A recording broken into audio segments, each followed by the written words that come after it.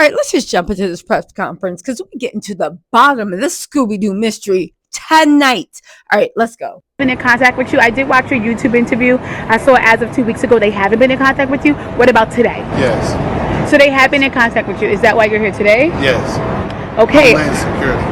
Oh, wow. So were you surprised, or was that the call that you were kind of waiting for? Surprise. Oh. Do you feel like the interview had anything to do with it, or? Yes. Yeah. All right, let me just stop in here and give my commentary a little bit. Already, I'm like, what is going on? 2 weeks ago, you hadn't talked to the feds. Now you're surprised that the feds reached out to you and they pulled you in front of a grand jury to testify. I said, I'm interested, but why are you so surprised? Okay, let's keep going. How do you know Sean Combs? Generation. Frank Lucas was my godfather and his father, and then we both was in the music business for 30 years together. So you personally know him? Not who personally. Sean Combs. Not personally. But you know of him. He knows of you. Yeah, I used to be in Tupac, Hussein Fatal. He stopped a lot of my music. A lot of other people who didn't care about him. You understand? It's not around today. Okay, so how we know Diddy? He the son of a gangster. And so Diddy. He also said that Diddy messed up his money, blocked his blessings, wouldn't let him release music. Okay, let's keep going. It's just background information, but it was interesting to me. Let's keep going. Wait, so Stewart from Def Jam Records has been in contact with you. I did watch your YouTube interview. You made a lot of allegations, right? Are you expected to eventually turn those things over, or? Well, that's what we're going to head over to do now. So we have a hearing now to determine what we're going to do in terms of what documents we'll have to turn over and what documents we do not. Okay, so his attorney, Ariel Esquire, actually interjected and said, oh, no. We got all the documents. These are 8 tapes and also the book that they were literally going over to the feds to turn in. I'll say one thing, she ain't listening to these team when they requesting a gag order or the feds request for everybody to actually lay low. Baby, she having press conferences letting us know what she ate for breakfast. But you know what? I appreciate it. Keep going. I just hope this isn't hurting the investigation in any way. So why were you in court tonight? Just to give testimony to the grand jury.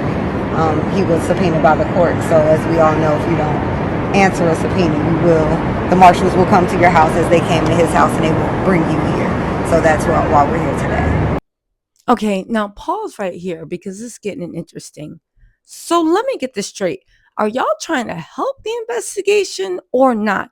Are y'all trying to give the tapes to the feds, or are you trying to sell them off to the highest bidder or get people to buy them back? What actually is the goal? Because did y'all see the way they just real slick put that in? Why are y'all there? Oh, we testified in front of the grand jury. I said, okay, all right, we're moving in the right direction. Then they said, because he was subpoenaed. And I said, wait, subpoena? You just didn't show up for the request? You had to be subpoenaed? She goes on to explain, almost like she was reading my mind. No, as anybody knows, if you do not respond to a subpoena request, okay?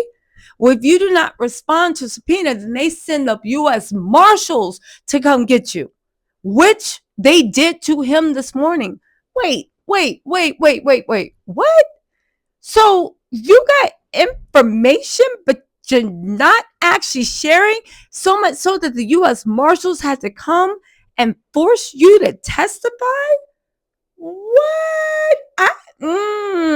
What? Okay, but let's keep going. I know you can't mention celebrities per se. You did mention some in the interview. We're trying to just go to discuss that now, what we will be able to talk to in terms of what was available and what was on those flash drives. Okay, so now they're walking over and they're saying that they are now talking to the feds about what exactly was on those flash drives and what they're going to share. Again, I'm back to being confused. Is this a shakedown? Were you already paid off, or are you going to deliver these flash drives to get justice? Because you're swearing that you have flash drives of videos of Diddy, 8 videos of Diddy, 3 of them with A minors, and also your Kim Porter's book. What? How? Huh? Why have you not shared them with the police? Why have you not given the police a copy? Again, what exactly is the goal of this? Now, listen, they can do what they want. I'm just saying that I'm confused as to what the goal is. But it was the book, So it is Kim Porter's book, but not necessarily some of the stuff with the celebs that were mentioned besides. It's hers. Nobody touched it. Oh, so it is her official book, Yes. Nobody. and no one touched it. Nobody altered it. Nothing. So it's not the copy that the gentleman said that he was selling before. No. No. It's two different copies. That one was edited, and we have the original copy. So you're saying Pause, Damon Dash pause, because I know y'all heard that. I know y'all heard that. This is even more confirmation that the first book was based on something Kim wrote. Yes, it was edited. Hello, almost every autobiography in the world is edited. Every book is edited. This does not mean it's a lie. That means it is based on something that actually existed. Now, we can argue how much he edited. We can argue how much that book that on Amazon is true or not. But I don't think any thinking person at this point can deny that it was based on something real, because y'all, not y'all, but the people in the back are talking about, what? Kim's best friend, her children, Albie Shore actually said, he didn't say whether the book was a lie or not. He just said the part about him and Diddy was a lie. You get what I'm saying? But now that everybody's moving the goalposts, what about the people that actually lied and said the book never, ever, ever, ever existed? And now it existed, but guess what? It was highly edited. An edit is not a lie.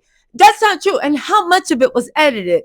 Jesus Christ, let's keep going. saying that the other copy was an actual real copy, even though the family said it wasn't. It was a derivative work. It was edited. The only way the family say that is because I forgot his name. Albie Shore. Yeah. Yeah. And besides that, how they know? A lot of stuff their mother did, they didn't know. And I like to see it. Pause right there. Thank you. This gentleman just explained why the family can say it's edited. See, he's even admitted this is the guy that claims to have the original work that is walking right now to give it to the feds. He said the only way the family can say it is edited is because of the Albie Shore part. He went on to say, but other than the Albie Shore part, it's not. Everything else is fine. He said those kids didn't know what their mother was into or everything their mother did. Hell, you know what? And this is no disrespect to the Combs children. They don't even seem to know what their daddy's into. And they were there picking out women from crowds. So, but let's continue. Again, you heard it from the person that claims to have the original and he had access to it and he's giving it to the feds. The only reason the family's saying it's edited is because of the Albie Shore part. And Albie Shore in his post said that PR people being malicious threw in that fictitious part to embarrass and humiliate him. But even Albie Shore, if you actually read what he said, never doubted the validity of that. Let's keep going. Apologize to the mother and the family. No, we're trying to do. And the family for the picture being on front of it. Right. You understand? I didn't put it there. Right. So, you know, they got to worry about bigger things Right. than what her diary was. You understand? Right. They should have started worrying when he was beating her. Right. When you start worrying about your mother after the fact. Right. So, Okay. Yeah, I get where he's going, but that was a little bit unnecessary. Like, you can't hold children accountable for not saving their mom who was in an abusive relationship. That was unnecessary. It really was. It really was. But let's keep going. the book, do you think it'll ever like be open to the public or after this or? That'll be the next thing. I've been contracted to go to Amazon and work out whatever legalities that may have existed prior so that we can republish the book. Wow, so the public will get to see her actual words Yes. and thoughts. So very soon, the actual unedited version. We'll be That- putting that out soon. So I'm wondering, do you own the rights, I guess, or how does that work? I guess on rights was given to me, right? All right, so that's what they're claiming, okay? Again, this is all my opinion. I'm giving you my opinion and the way I'm reading into what they're saying based off of stuff. Go make your own mind up. Please don't believe me. Watch my old videos if you want to see more of the evidence I use to base my opinion. But baby, listen, we on some Scooby-Doo, what it do. It is important to note that through all that, Diddy's team is still saying that it is all poppycock. All right. That was Courtney Burgess, right? He was a witness in the grand jury indictment. He was given 11 flash drives containing at least 8 blank Smex tapes involving 8 celebrities. Again, if he was given and he got Kim, does that mean that Kim kept those drives? Remember in Cassie's lawsuit, she said that Diddy used to make her tape him on the phone and tape her on the phone, doing the thing, using her phone and other things. And she would always try to delete it. Anyway, here's my whole point. Do you think that he gave, Kim would take it and she would film it and then she kept it just for like insurance? Oh no. I mean, how else would he get these 8 tapes? They had to be in Kim's possession. I don't think this man had access to Cassie, and it don't sound like he had access to Diddy because he said they barely knew each other. Listen, they said new charges, evidence, and additional defendants. He's been a center of the storm, the controversy. Yo, I'll tell you what, though. I hope this doesn't mess up anything and Diddy gets out on bail because of this. Again, that's why when that Ariel Esquire, I don't know, she confuses me sometimes. I'm like, are you fighting for justice? Are you fighting for money? Have you already been paid off? Well, like you guys had a settlement and now you're there to kind of like throw a cog in the system. I don't know. Get this. They said, he said he testified before the grand jury, this Thursday, saying among the 8 celebrities who were, Diddy's victims, 2 or 3 were A minors. What? Oh, this is the way he said he knew Kim. He said he was working in Atlanta when his former associate Kim Porter, an ex-girlfriend of Diddy, shared the flash drives with him. Okay. He also received a manuscript from Kim Porter's alleged memoir. Now, we can argue on how much of that book that's on Amazon is fake, but y'all remember just 2 months ago, Kim's best friend to her children, everybody was saying that it didn't even exist. Okay.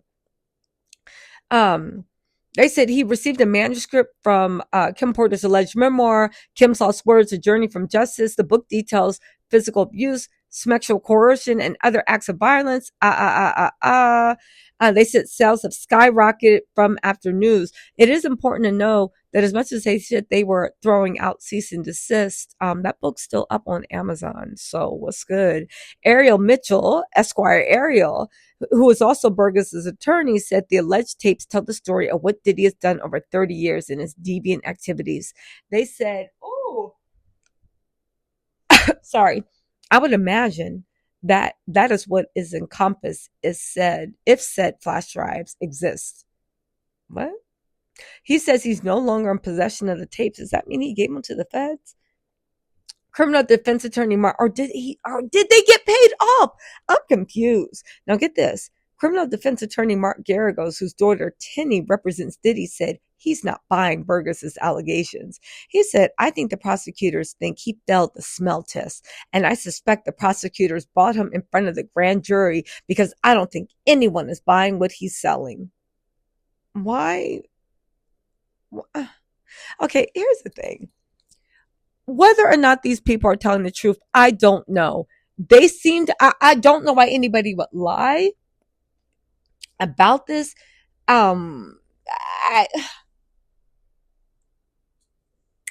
Sorry. I am saying this. That definitely don't sell the past. You mean to tell me that the feds thought this man was lying, but they bought him in front of the grand jury for him to pass the smell test? Why would the feds bring somebody in front of a grand jury that they think is lying? Doesn't that not hurt their case? because they can be out in the public field saying anything, speculating. Why would they bring them into a court of law? Y'all, listen, this is getting more and more complicated. Yeah, let me know what you think in the comments. One thing I do know is Esquire Ariel seems to be about her money. And we saw the Burberry tea. We saw this, but she seems to be about her money. That's one thing I do agree. I think those tapes do exist. I think they do have access to them. I'm just wondering who is paying them off, or if they plan on getting paid off. Again, what is the goal in all this? I'm confused, but I'm intrigued too. Hopefully we can get Courtney on the Tattletales channel.